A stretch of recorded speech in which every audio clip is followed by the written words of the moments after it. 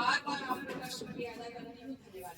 पल्लवी पटेल जिंदाबाद जिंदाबाद जिंदाबाद। डॉक्टर सोनेलाल पटेल अमर रहे। माताजी जिंदाबाद जिंदाबाद जिंदाबाद। गुजर रहे हैं और सभी समाज के लोग खड़े होकर के स्वागत कर रहे हैं। ये अपने आप में बहुत ही दुर्लभ दृश्य है। और अभी अभी मेरे साथी ने ये कहा कि जब आप सदन बोलते हैं तो सीना चौड़ा हो जाता है। इसी बात से शुरुआत करते हैं। हम सदन में इसलिए बोल पा रहे हैं इतनी ताकत से और बिना डरे, क्योंकि आप लोग मेरे आसपास हैं।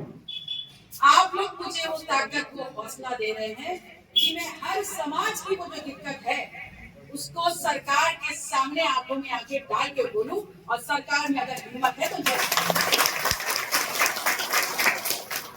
और ये संवाद जो हम कर रहे हैं अपने लोगों के बीच में गांव-गांव जा रहे हैं, वो सिर्फ इस सोच के साथ है कि अगर कोई ऐसी बात है अपने समाज के लोगों की, इस किसान, दलित, अगड़ा, पिछड़ा, शोषित, अल्पसंख्यक समाज की जो बात कहीं छूट रही है, वो आप लोग मुझे इस संवाद के दौरान बताएं, क्योंकि आगे भी सदन शुरू होगा। मैं उन बातों को उठाऊंगी, लेकिन उससे पहले अहम ये हो जाता है कि 2024 का लोकसभा चुनाव हमारे बीच में।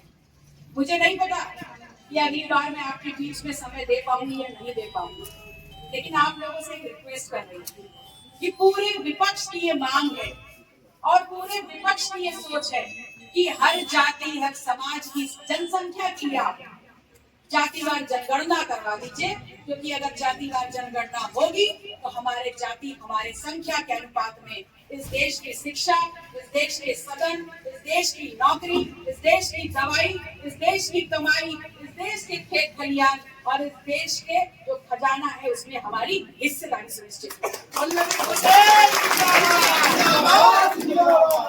हिस्सेदारी सुनिश्चित होगी तभी विश्वास मानिए कि हर समाज, हर वर्ग और ये देश आगे बढ़ पाएगा। बाकी मुकाबले तो बहुत से हैं देश में, और पिछले 60-70 दिन में जो हवा बनाई जा रही है, जो माहौल बनाया जा रहा है, आप लोग खूब रमे रहिए उस माहौल में। वो मेरा कोई विषय नहीं है, वो आपका व्यक्तिगत विषय हो सकता है, लेकिन उस माहौल के बीच में एक सवाल आपके बीच में डाल रही हूँ, क्या उस माहौल में सिर्फ रमे रहने से हमारे बच्चों को नौकरी मिलेगी? क्या उस माहौल में रमे रहने से किसान की आय दुगनी होगी? क्या उस माहौल में रमे रहने से हमारे बच्चों की शिक्षा मुकम्मल होगी? क्या उस माहौल में रमे रहने से हमारी महिलाओं को उनका सम्मान और सुरक्षा गारंटी की जाएगी? ये लड़ाई है हमारी। हम किसी को बुरा नहीं कहते, लेकिन हम आपके बीच में विचार छोड़ रहे हैं कि आप अपनी ताकत का अंदाजा लगाइए। ये देश संविधान से चलेगा, और इस देश ने, संविधान ने जाति धर्म से ऊपर उनकी सबको बराबर की ताकत दी है। तो जब सबकी बराबर की ताकत, तो सबका सम्मान इस देश में बराबर हो, इस बात की लड़ाई की